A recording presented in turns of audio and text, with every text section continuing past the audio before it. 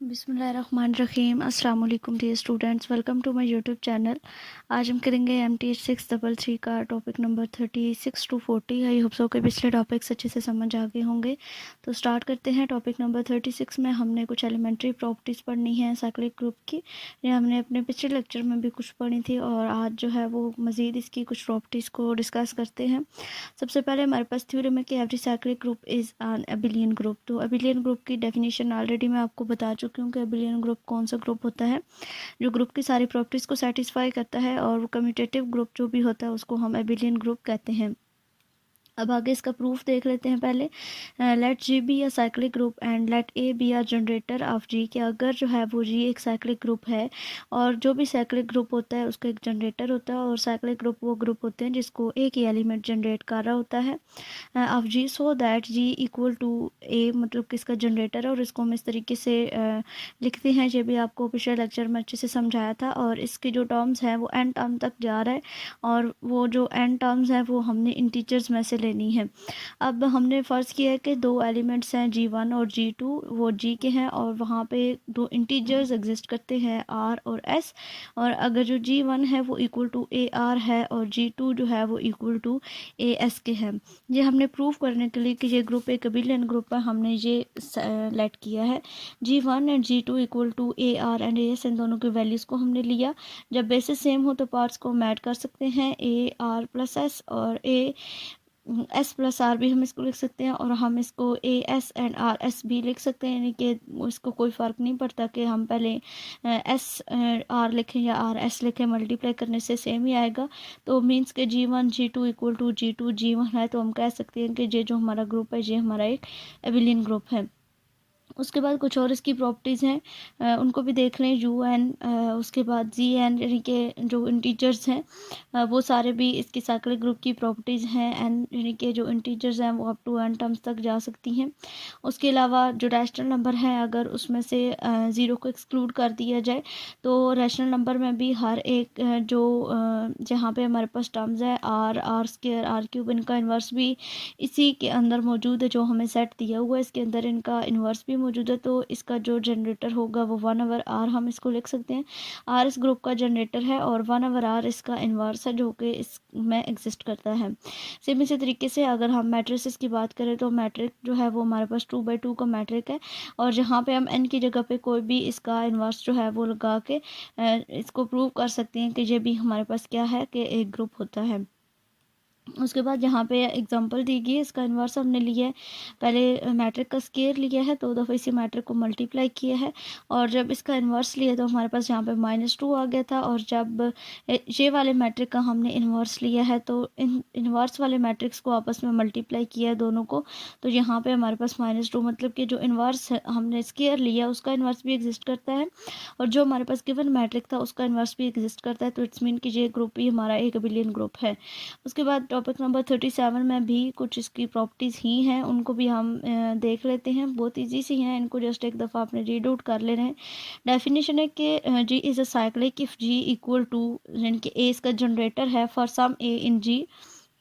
जो थ्योरम क्या कहता है कि if modulus a equal to infinity and a i equal to a j, if and only if i equal to j, यानी कि अगर जो है वो हमारे पास जो जनरेटर इसका हमें दिया गया है वो क्या है, इसका मॉड्यूलो n है, और ए आई और ए जे, सॉरी मॉड्यूलो नहीं, इसका ऑर्डर जो है, सॉरी जो a है उसका ऑर्डर हमारे पास अप टू इन्फिनिटी टर्म तक है, और ए आई इक्वल टू ए जे है तब होगा ये जब ए आई और जे आपस में इक्वल होंगे।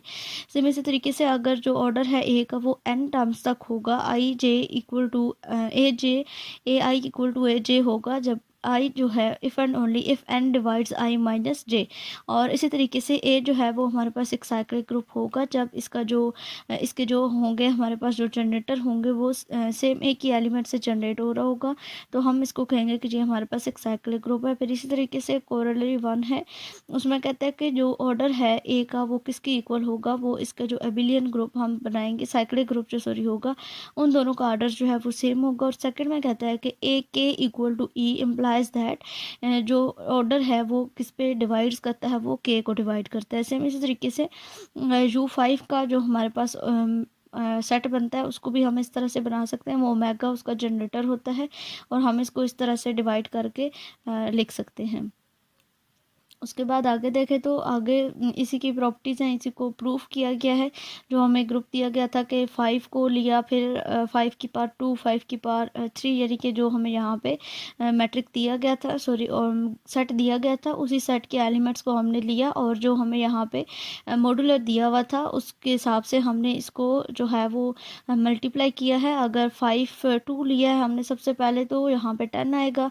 हमने जो है वो 6 मॉड्यूलर के अंदर रहना है, तो मतलब कि 5 तक हम टर्म्स इसकी ले सकते हैं, 6 और 4 10, और दोबारा से जब इसको हमने डिवाइड किया 6 के ऊपर तो हमारे पास यहाँ पे इसका मॉड्यूलर जो है वो 4 बन जाएगा। हमें पता है कि ये जो 6 है इसको अगर हम 5 के ऊपर डिवाइड करेंगे तो हमारे पास पीछे जो है वो 1 बचता है, ठीक है, यानी कि उसका जो डिनोमिनेटर है वो हमारे पास 1 बचेगा, ठीक है। सेम इसी तरीके से अगली भी टर्म्स को मल्टीप्लाई किया और जो अगर जो है वो कोई 5 से बड़ी आ रही थी वैल्यू तो फिर हमने क्या किया, उसको 6 के साथ डिवाइड कर लिया और डिवाइड करने के बाद फिर हमारा जो बचेगा रिमाइंडर उसको हमने यहाँ पे एंड पे मल्टीप्लाई करके इसको हमने ग्रुप बना दिया कि ओमेगा 6 जो है U6 जो है, यानी कि ये इसका मॉड्यूलर क्या है वो हमारे पास ओमेगा है और ये इसका जनरेटर है ओमेगा 5। इससे हम इसके ग्रुप्स को जो है इसका जो सेट है उसको हम जनरेट कर सकते हैं।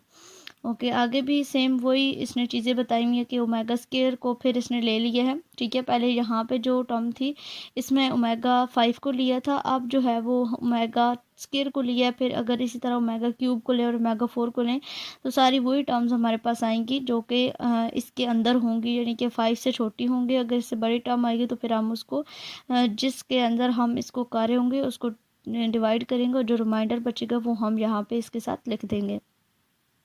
टॉपिक नंबर 38 है, इसमें भी एलिमेंट्री प्रॉपर्टीज़ ही हैं साइक्लिक ग्रुप की, इसको भी देख लेते हैं। कि थ्योरम है if A order of A equal to N, अगर जो ऑर्डर है ए का वो एन की इक्वल है, देन ए के इसका जो अभी ये ग्रुप है equal to A G C D N K, G C D मतलब कि ग्रेटेस्ट कॉमन डिवाइज़र है वो एन के का, और ए के यानी कि अगर इसके जो ऑर्डर है वो इक्वल टू हो N G C D into N K जो डिवाइड करता है, जो एन होगा ऑर्डर इसका होगा वो डिवाइड करेगा इसके ग्रेटेस्ट कॉमन डिवाइज़र से। ओके, आगे कहता है कि prove that to prove the a के equal to n G C D N k we obtain a little lemma. इसका क्या है, इसको प्रूव कर लेते हैं। If d divides n equal to order of a, then a d, यहाँ पे अब हमने कोई भी ऑर्डर जो है वो डिफाइन कर लिया, वो किसकी इक्वल है, एन डिवाइड्स डी की इक्वल है। अब एन के इक्वल हम कोई भी जो है वो नंबर रख सकते हैं, यहाँ पे हमने लिया क्योंकि जे एन डी को डिवाइड कर है तो हमने यहाँ पे लिया N equal to D Q. Then E equal to, हमें पता है कि जो आइडेंटिटी एलिमेंट है वो ए एन के इक्वल होता है और एन की टर्म्स हमने यहाँ पे देखी कि वो डी क्यू है, तो हम इसको इस तरीके से जो है वो लिख सकते हैं डी इंटू क्यू।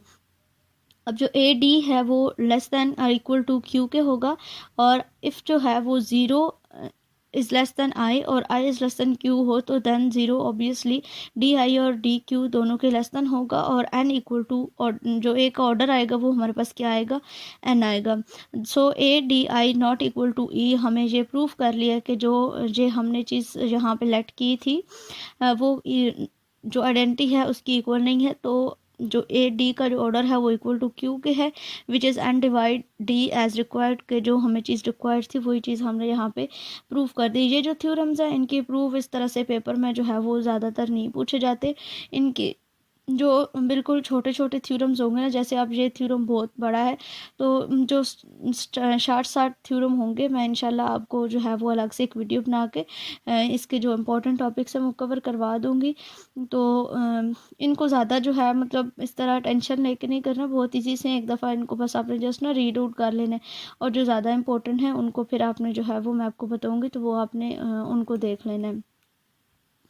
ओके, आगे जहाँ पे कहते हैं कि इसकी एग्जांपल है कि suppose G is equal to a, यानी कि जी ए जो है वो जनरेटर है जी का, विद ए इक्वल टू 30 के, जो इसका ऑर्डर इसका ए का दिया गया वो क्या दिया गया, 30 दिया गया। अब यहाँ से फाइंड क्या करना है, A21, एंड इसका जो जनरेटर है वो हमारे पास क्या होगा, A21 होगा। बाय थ्योरम 1 जो भी हमने थ्योरम पढ़ा था उसमें हमने देखा कि A21 का जो इसका जो ऑर्डर है उसको हमने इस तरीके से लिख लिया, इक्वल टू हमने अभी देखा था कि जो इसका ऑर्डर होगा वो किसकी इक्वल होगा, हमारे पास 30 की इक्वल होगा। तो 30 डिवाइड GCD इंटू 30 एंड 21, जो कि हमें यहाँ पे प्रूव करना था। 21 हमारा इसका ऑर्डर था, तो मैंने इसको लिख लिया। अब जो ग्रेटेस्ट कॉमन डिवाइज़र है 30 और 21 का, वो हमारे पास 3 है।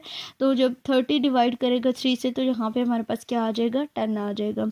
सेम इसी तरीके से A21 equal to A3, A3, A6 and A9, A12, A15, A18, A21, A24, A27। इसी तरीके से जब हम बाकी इसके जो डिवाइज़र हैं उनको फाइंड करेंगे, तो ये सारी टर्म्स हमारे पास इस तरह से आ जाएंगी। और जो आइडेंटिटी है, ये हमारे पास जो ए का पावर होगी, ए की पावर एन, वो उसको हम कहेंगे कि वो हमारे पास आइडेंटिटी के इक्वल है।